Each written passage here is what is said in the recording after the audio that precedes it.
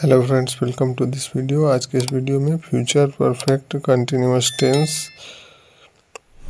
के interrogative sentence type 1 जिसे yes no type interrogative sentence कहते हैं, यानी प्रश्नवाचक वाक्य हाँ या नहीं प्रकार के जो कि हेल्पिंग वर्ब से बनने वाले होते हैं के बारे में सीखेंगे। इसके पहले वाले वीडियो में हम फ्यूचर परफेक्ट कंटिन्यूअस टेंस के अफर्मेटिव सेंटेंस यानी सकारात्मक वाक्य तथा नेगेटिव सेंटेंस यानी नकारात्मक वाक्य के बारे में सीखे थे। तो यदि आप ये वाले वीडियो नहीं देखे होंगे तो इन वीडियो का लिंक डिस्क्रिप्शन बॉक्स और आई बटन में दिया हुआ है, तो वहाँ पर क्लिक करके आप ये वाले वीडियो देख सकते हैं। तो चलिए आगे हम future perfect continuous tense interrogative sentence type 1 yes no type के हिंदी वाक्य की पहचान को समझते हैं। तो future perfect continuous tense interrogative sentence type 1 yes no type के हिंदी वाक्यों में हमको वाक्य के शुरुआत में क्या शब्द लिखा हुआ दिखाई देता है और कर्ता के बाद वाक्य में समय सूचक शब्दों के साथ से तथा क्रिया के बाद यानी क्रिया के अंत में रहा होगा, रही होगी, रहे होंगे इत्यादि शब्द जुड़े हुए रहते हैं एवं अंत में प्रश्नवाचक चिन्ह लगा होता है।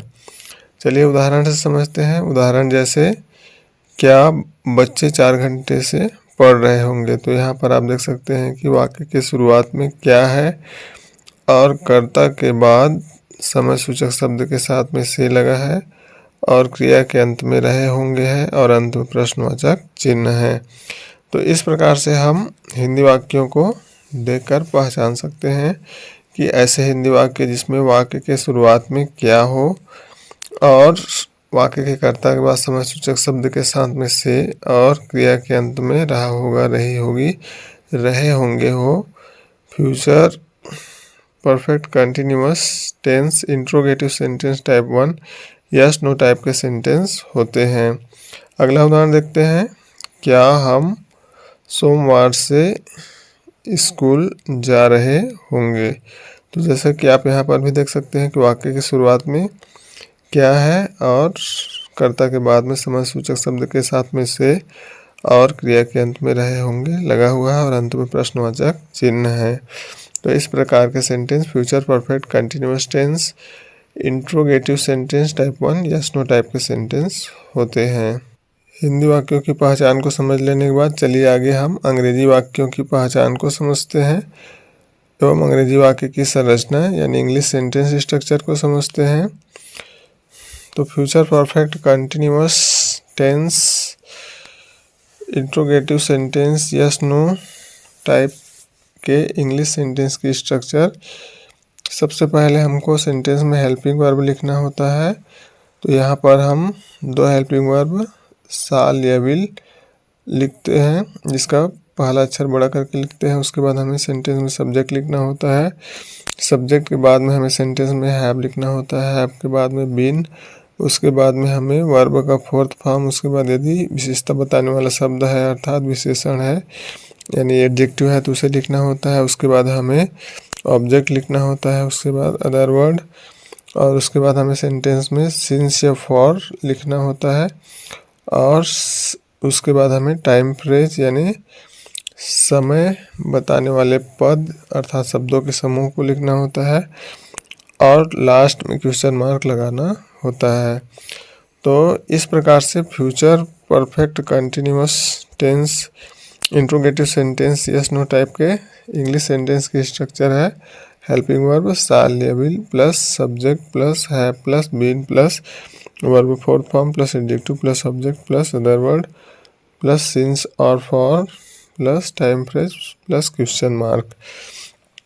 तो चलिए आगे हम कुछ एग्जाम्पल्स यानी कुछ हिंदी वाक्यों को अंग्रेजी में अनुवाद करके देखते हैं। तो जैसे कि पहला हिंदी वाक्य है, क्या बच्चे 4 घंटे से पढ़ रहे होंगे। तो यहाँ पर वाक्य के शुरुआत में क्या है, और कर्ता के बाद में समय सूचक शब्द के साथ में से है, और क्रिया के अंत में रहे होंगे है, और अंत में प्रश्नवाचक चिन्ह है। तो इस प्रकार का वाक्य हमारा future perfect continuous tense interrogative sentence type 1 yes no type का सेंटेंस है। तो सबसे पहले अब हम सेंटेंस स्ट्रक्चर के अनुसार हेल्पिंग वर्ब लिखेंगे। तो यहाँ पर हमारा सब्जेक्ट चिल्ड्रन है, तो इसके पहले हमें विल लिखना होगा, और जिसका पहला अक्षर हम बड़ा करके लिखेंगे। उसके बाद हम सेंटेंस में सब्जेक्ट चिल्ड्रन लिखेंगे, उसके बाद हम हैव लिखेंगे, फिर बिन लिखेंगे, फिर क्रिया का चौथा रूप।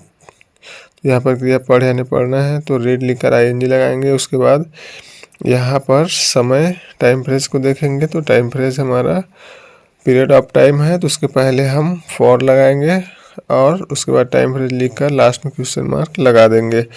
तो क्या बच्चे 4 घंटे से पढ़ रहे होंगे, इसका इंग्लिश हो जाएगा will children have been reading for 4 hours, और लास्ट में क्वेश्चन मार्क लगा देंगे। चलिए आगे अगले हिंदी वाक्य को अंग्रेजी में अनुवाद करके देखते हैं। अगला हिंदी वाक्य है, क्या वह सुबह से खेल रही होगी, क्या वह सुबह से खेल रही होगी। तो यहाँ पर हमारा सब्जेक्ट वह, यानी हमें यहाँ पर सी लिखना होगा, तो उसके पहले हम विल लगाएंगे। तो यहाँ पर उसके बाद सब्जेक्ट वह के लिए हम सी लिखेंगे, क्योंकि यहाँ पर फेमिनाइन जेंडर है अर्थात स्त्रीलिंग है, तो उसके लिए हम प्रोनाउन सी यूज करेंगे। उसके बाद हमें सेंटेंस स्ट्रक्चर के अनुसार हैव लिखना होगा, उसके बाद बिन लिखेंगे, फिर यहाँ पर क्रिया खेल यानी खेलना है तो प्लेइंग लिखेंगे। उसके बाद हम यहाँ पर देखेंगे, तो यहाँ पर समय सूचक शब्द सुबह से है, जो कि पॉइंट ऑफ टाइम को बताता है। तो इसके पहले हम सिंस लगाएंगे, और उसके बाद मॉर्निंग लिखेंगे, और लास्ट में क्वेश्चन मार्क लगाएंगे। तो क्या वह सुबह से खेल रही होगी, इसका इंग्लिश हो जाएगा will she have been playing since morning. चलिए आगे अगले हिंदी वाक्य को अंग्रेजी में अनुवाद करके देखते हैं। तो अगला हिंदी वाक्य है, क्या हम सोमवार से स्कूल जा रहे होंगे। तो यहाँ पर भी हम सबसे पहले सब्जेक्ट को देख लेते हैं। तो हम है, तो उसके पहले हमें साल लगाना होगा। उसके बाद हम सब्जेक्ट हम के लिए भी लिखेंगे, फिर हैव, फिर उसके बाद बीन, फिर उसके बाद यहाँ पर क्रिया जाए नहीं जाना है तो गोइंग लिखेंगे। उसके बाद ऑब्जेक्ट लिखेंगे, फिर यहाँ पर सिंस लगाएंगे, और फिर मंडे लिखेंगे। तो क्या हम सोमवार से स्कूल जा रहे होंगे, इसका इंग्लिश हो जाएगा shall we have been going to school since Monday, और लास्ट में क्वेश्चन मार्क लगा देंगे। तो इस प्रकार से हमारा अंग्रेजी वाक्य बिल्कुल सही बनेगा। तो यहाँ पर हमें ध्यान रखना है कि यदि हमारा सब्जेक्ट आई यानी मैं, वी यानी हम हो, तो इसके पहले हमको हेल्पिंग वर्ब साल लगाना होता है। तथा यदि हमारा subject he, she, it, name यहाँ पर सिंगुलर हो अर्थात एक वचन हो, प्लूरल यानी बहुवचन हो अर्थात 2 या 2 से अधिक नाम हो, यू यानी तुम या आप, दे यानी वे, तो इन सभी सब्जेक्ट के पहले हमें हेल्पिंग वर्ब विल लगाना होता है। तथा यहाँ पर हम सिंस और फॉर टाइम फ्रेज के पहले किस प्रकार से लगाएंगे, इसे भी हम ध्यान में रखेंगे।